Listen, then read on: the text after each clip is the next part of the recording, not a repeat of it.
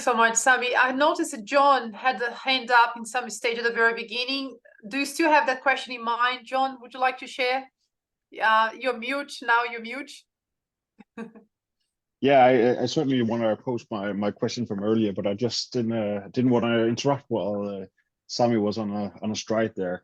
Now, I very much agree with the model that you just showed. I know I know different variations of this, and I really like your introductions on what modern leaders should focus on in terms of values in their team and in themselves as leaders. This is never easy, and often when we arrive in a new place, everything is chaos, and you have to start rebuilding culture. You have to restart rebuilding trust and everything in the organization and in your team and your department. In your experience, with your vast knowledge on this, how long does it take before a leader who's actually focusing on the empathic, the trusting and developing values can expect to begin to see real value change in the organization? Sure. Look, it is as short as same day. True, it will never happen to an end because this is a journey. Houghton's coach came and talked to Bupa in one of the events, and he told us at that time, one player leaves and another one joins the team, whole culture shifts. So that means it's a game you have to keep playing. Is every individual impact the culture as well as the results. So it's not an area you can really relax or the job has been done. Versus once you start doing the right things, John, you should start seeing the results actually the same day. In my work, I did this a couple of times with different teams. It generally took like 3 to 9 months to see some real differences, real shifts, and not set by me, but by external stakeholders saying that, you know what, this team is not the same, what they were. It's very, very different. If I give an example, so when I became the CIO first time at Bupa, we had an internal NPS, which is internal customers score on us, and it was -16. And I told the team, which they were my managers actually by that time, I said, like, will you be walking in the corridors proudly while you have a negative NPS? So that means more people talking negatively about you rather than people talking positively about you. This is like your profit and loss. You are losing money. None of the business will survive forever if this is the situation. You have to change it if you want to survive and if you want to be proud of what you are doing. And after putting a lot of changes, and I have to make some hard choices throughout that journey, as well as structure, as well as significant focus on the culture, we're able to move this -16 gradually in 1 year to +11. So it shifted 27 points up. And in NPS, it's like really, really exceptional, actually. And the second year went to 20s and third year went to over 35. So it's a journey. You'll never relax. But if you are doing the right things, John, you should see the difference almost same day. Thank you. Great feedback.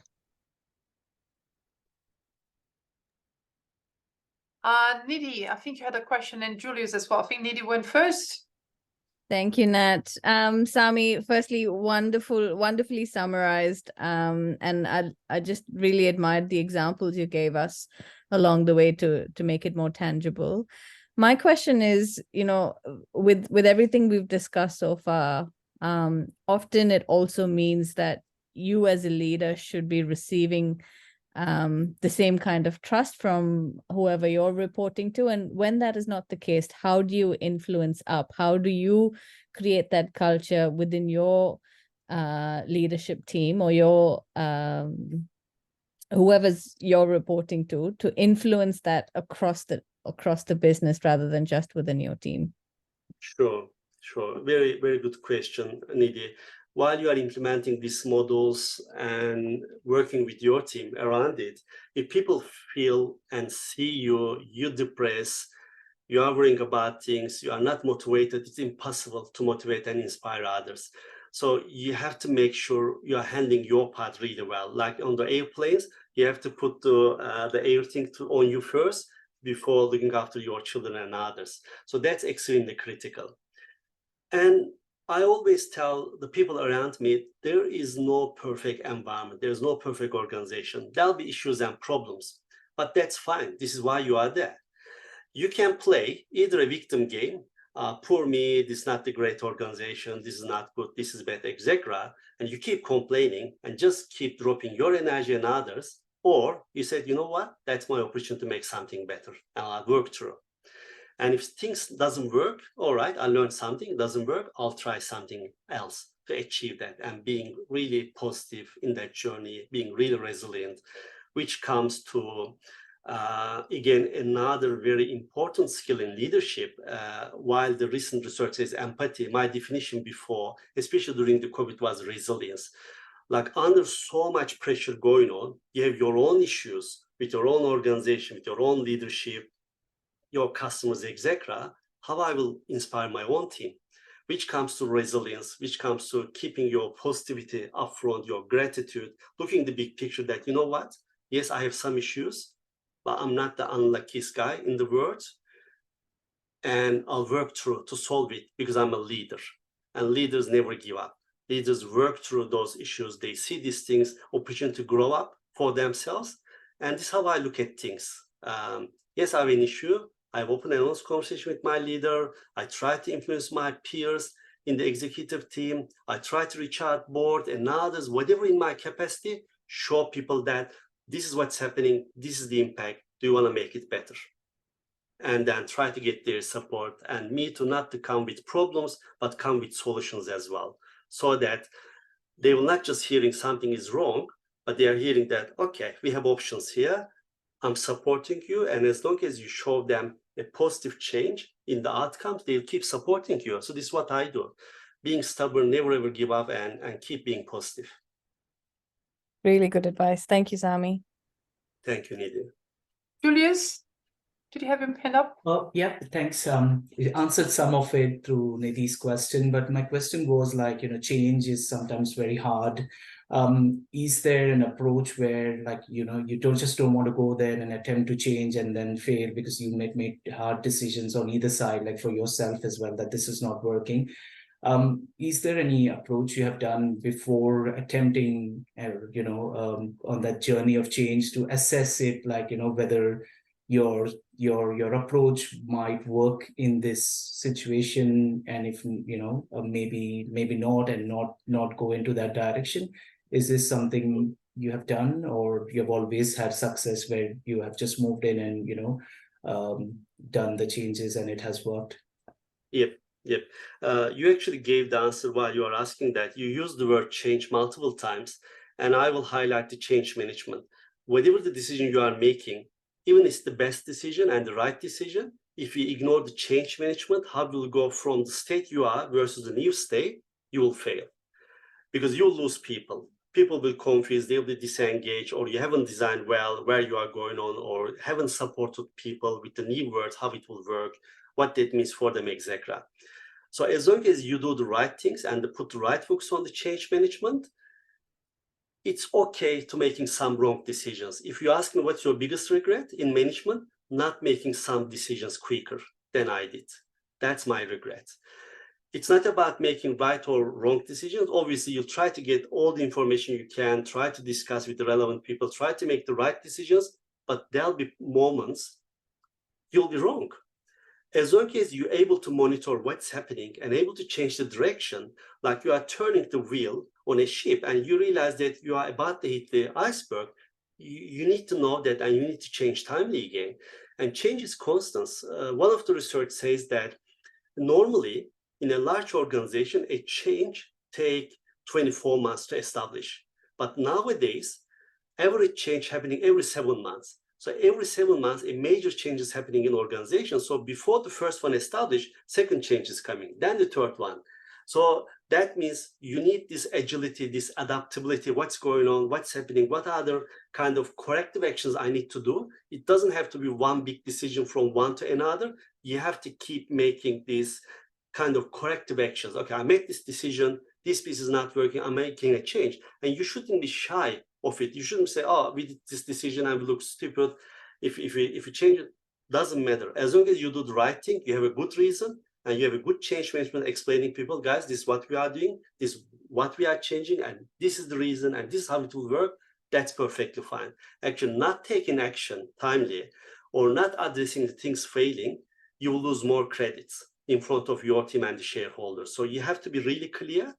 You have a plan, you're monitoring things, you do mistakes, which is fine, or some of the things didn't work because of whatever the reason, and you are taking actions accordingly. So I wouldn't be shy or thinking a lot to make the perfect decision, because you will never ever have the whole information in front of you, and the world will is not static. Maybe something is right doing that will not be right in 3-4 months because of changing conditions. So as long as you're being open, honest, transparent, sharing with your team, with your shareholders, and keep making those decisions, that's perfectly fine. Okay, thank you so much. My pleasure. Lisa. Very interesting discussion, Sammy. So I work for Accenture, and I find it's interesting because I'm always working with a client, you know, in that, so there's teams coming together. I think it's interesting, the dynamics that creates. And I'm just interested to hear your perspective, because I think that's where I struggle the most. It's not necessarily within, say, the Accenture team, for example. Yeah. It's actually when we're trying to bring it all together and the client's got a different view and different agendas and there's fear and lack of trust, you know, commercials. So I think that's so. So what would be your top tip for how you bring that mix together? Sure. Thank you, Lisa. And you're absolutely right. This is what I struggle the most, because even you know what to do, how to do, you go in an environment and faced with significant politics within that organization. Some people almost work against the project. And you said, oh my God, what I'm supposed to do here? I can't tell this is the bad guy, but I need to find a way still delivering those results. My humble answer on this one, Lisa, is creating a team understanding the key aspects of the success from your side, and those people being brave and open to the customer. These are the borders, how we work together. These are the key principles, and these are our observations why this project might not work as you expected. And calling out any things like raising, because you will see lots of symptoms, calling out them courageously. Because sometimes we try to be nice to customer, we try to be cover up things not going well, we put more effort, means putting more pressure on our people, overtime, etc., just to cover up this. But actually, none of them will work if the environment is fundamentally wrong. If they don't give you the right information, if they are not putting the right input for you to succeed, doesn't matter how hard you work, you'll be failing. Or if people not collaborating accordingly, you are still failing. So I believe as consultants, especially like a really credible organizations like Accenture, has a responsibility to educate the customer.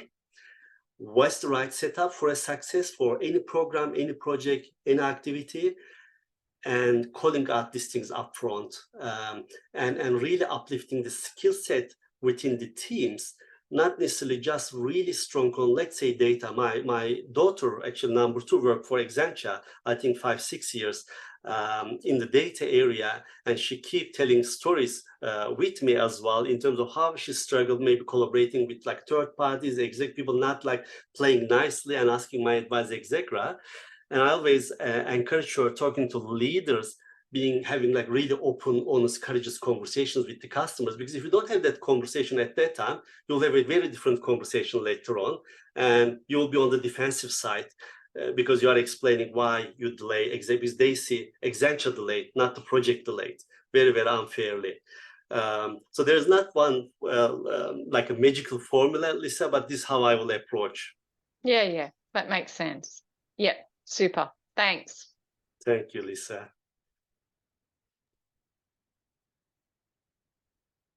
Okay. By the way, Natalie,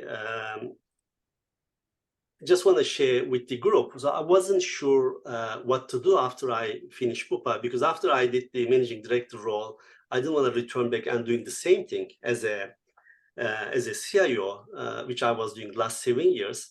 I thought maybe a fresh eye for Bupa is better, but also for me better like a new start. I gave a long break, just to relax and think what I will do. And suddenly offers start coming from the market. I didn't accept it, any of them like really didn't attract me.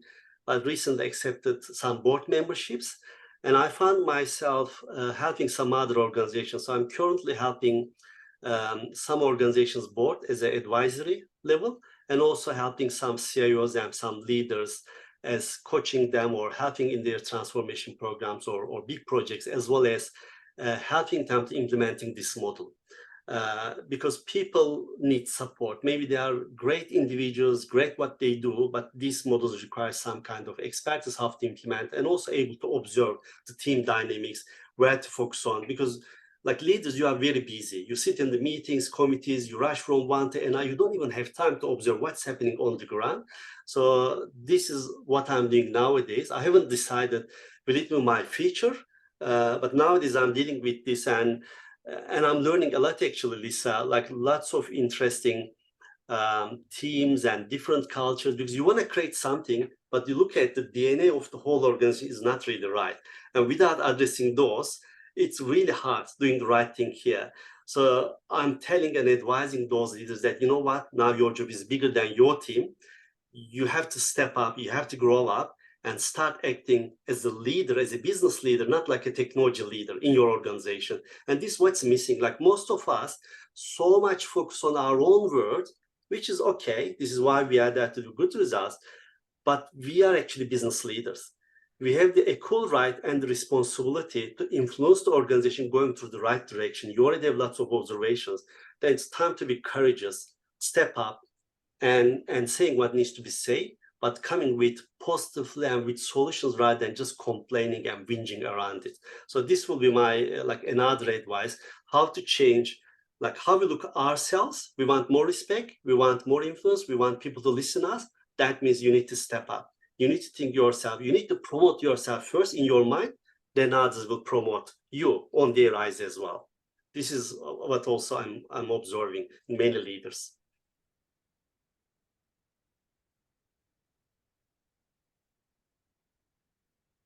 Wow, so much in there, right? Yes, I follow Nidhi with the applause. Conscious of time, it's 8:12. I think we didn't have breakout rooms, but we had a really good discussion here from everyone. And David is, yeah, wow. So my suggestion is that I do have maybe just two final questions for Sami. I like to close always giving 1 minute to each person to share what has been the key takeaway, because there was so much. I have so many notes and so many follow-up questions I could ask Sami. But I think it's good for us to reflect, what's the one thing that I want to do different? Just one baby step. If you want to do something different tomorrow as a result of this conversation, what would that be? But before I ask you that, so start to prepare, see if you can identify what is your one takeaway. Before I do that, can I ask you another couple of questions, Sami, before we wrap up? Yeah. So leadership lessons, you have many. But if you had to, pick one, in addition to all of the advice you already gave us so generously, is there one particular, leadership lesson that comes to mind, within all your stories and experience? I think, I think it was not being brave enough in the past, making some calls, some decisions, or saying what I feel or what I think is the biggest lesson for me, because I feel like as I do more, I'm being a better leader, I'm influencing better, and I'm being happier actually doing that.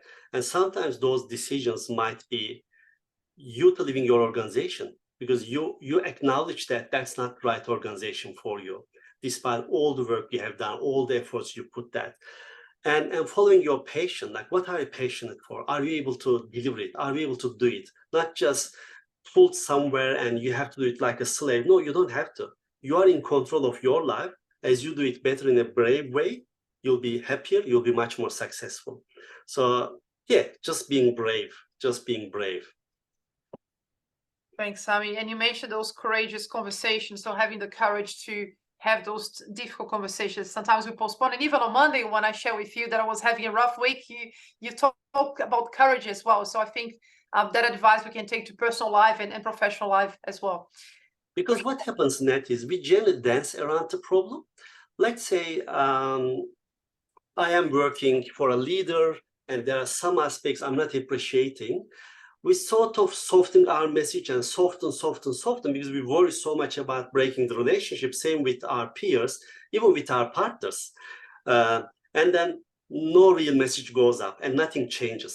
You keep dealing with the same thing. But once you are really open, look, that's the situation, that's the consequence, this is how it's updating me, and this is what I'm expecting from you, then you will realize that you'll get more respect and you'll get results much faster and everyone being much more happier. Or you will agree, you will disagree, then you will make your decision what to do accordingly.